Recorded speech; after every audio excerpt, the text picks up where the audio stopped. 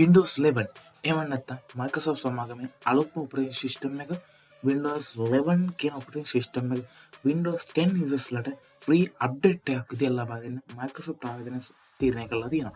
ඉතින් මේ free update එක ලබා දෙන්න රික්වයර්මන්ට්ස් කියලා දෙයක් තියෙනවා. ඉතින් මේ රික්වයර්මන්ට් සම්පූර්ණ ඕගොල්ලන්ගේ PC එක Windows 11 කියන එක මේ අවුරුද්ද අවසානයේදී හෝ 2020 ආරම්භයේදී ඕගොල්ලන්ට මේ අප්ඩේට් එක Windows 11 කියන අලුත්ම ඔපරේටින් සිස්ටම් එක ඔයගොල්ලන්ගේ PC එකට ෆ්‍රී version එකක් විදිහට ලබා ගන්න මේ කියලා තියෙනවා. ඉතින් මේකට රිකමන්ඩ්ස් කියලා මේගොල්ලෝ දෙයක් කියලා තියෙනවා. ඉතින් ඕගොල්ලන් ප්‍රොසෙසර් එක ගත්තට පස්සේ 1 GHz එකක්වත් තිබ්බත් ඇති කියලා මේගොල්ලෝ කියනවා සහ core දෙකක්වත් තියෙනවා සහ මේක compatible වෙන්න ඕනලු 64 bit processor එකකට. මේකේ ස්පෙસિෆිකේෂන් යනවා. ඒ කියන්නේ ගොඩක් මේකට මේ Windows එකට ගොඩක් performance ඕන වෙනවා කියලා අපිට හිතා ගන්න පුළුවන්. මොකද මේක RAM එක අඩුම ගන්න අපිට 4GB RAM එකක්වත් තියෙන්න ඕන කියලා මේ Microsoft සමාගම අපිට පවසලා තියෙනවා. සහ මේක storage එක GB 64ක්වත් වෙන්න ඕන කියලා අපිට තියෙන සහ UFS සහ security boards capable කියන system film එකක් තියෙන්න ඕනේ. ඉතින් සාමාන්‍ය ඕගොල්ලන්ගේ මේ system film එක ඇති ඕගොල්ලන්ගේ තියෙන මේ device එක මේට් කරන අයින් එක default එනවා. ඉතින් graphic card DirectX 12 එක තිබ්බනම් ඇති කියලා මේගොල්ලෝ කියනවා සහ අගල මේකට වැඩි HD resolution CSIP display එකක් තිබ්බනම් මේකට ඇති කියලා දිනවා. මේකට minimally system requirement එක Windows 11 ඕගොල්ලන්ට install කරගන්න. ඉතින් මේ Windows 11 per install එකත් වලට එන තියෙන ප්‍රීසි 2021 වසරේ හෝ අවසානයේ හෝ 2022 වසර මුලදී එනවා කියලා තමයි කියන්නේ Windows ආයතනය විසින්. ඉතින් Windows ආයතනය Windows free ලබා දෙනවා කියලා ගොඩක් තියෙනවා සහ මම ට්විටර් එකක් රිප්ලයි එකක් දැම්මා Windows වලට මේක කොහොමද අපි ඩවුන්ලෝඩ් කරන්න කියලා. ඉතින් මිලියන් 12 ගණක් ට්විටර් එක ෆලෝ කරලා ඉන්න Microsoft ආයතන ඉතින් මට රිප්ලයි එකක් දාලා කිව්වා. ඉතින් මම ෆ්‍රී අප්ඩේට් එකක් විදිහට Windows 10 users ලට එනවා සහ මේක 2022 වසරේ වෙන්න පුළුවන් කියලා තමයි මේගොල්ලෝ කියන්නේ.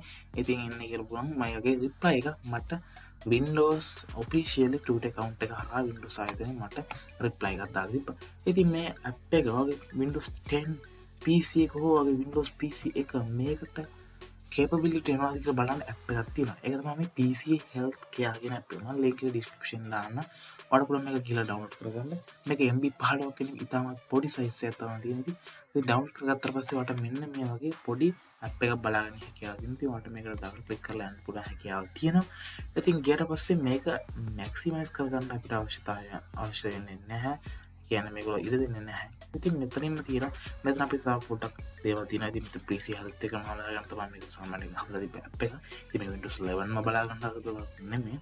කලින් තිබ්බ app එක මේක develop කරලා තියෙනවා Windows 11 එකලත් බලා ගන්න පුළුවන්.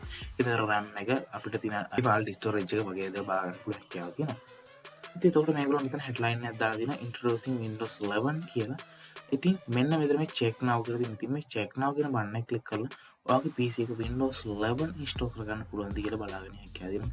ඉතින් මම මෙතන ක්ලික් කරාට පස්සේ this PC can run Windows 11 කියලා ඒගොල්ලොම මෙතන message එකක් දාලා දෙනවා. සහ තව great news කියලා this PC meets all the requirements for Windows 11 and it's free. We will let you know when it's ready to install කියලා. ඉතින් මේගොල්ලෝ දීලා තිබුණා.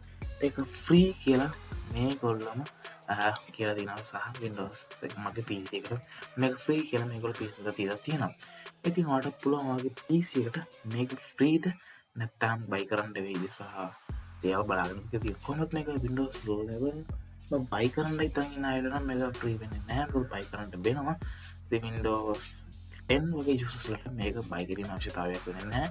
ඉතින් මේ විදිහට මේ PC Health Care කියන app එක හරහා ඔයාලට Windows 11 එක ඔයගොල්ලන්ගේ PC එක දාගන්න පුළුවන්ද කියලා චෙක් කරගන්න හැකියාව තියෙනවා. ඉතින් අද වීඩියෝත් එක්ක එකම ගොඩක් ස්තුතියි. අද මම කතා කරේ Windows 11 වගේ PC එකට දාගන්නේ කොහොමද? දාගන්න පුළුවන්ද? වගේ ගොඩක් දේවල් තමයි කතා කරේ. ඉතින් අද වීඩියෝත් එක්ක එකම ගොඩක් ස්තුතියි. අපි ඊළඟ වීඩියෝ හමුවෙමු.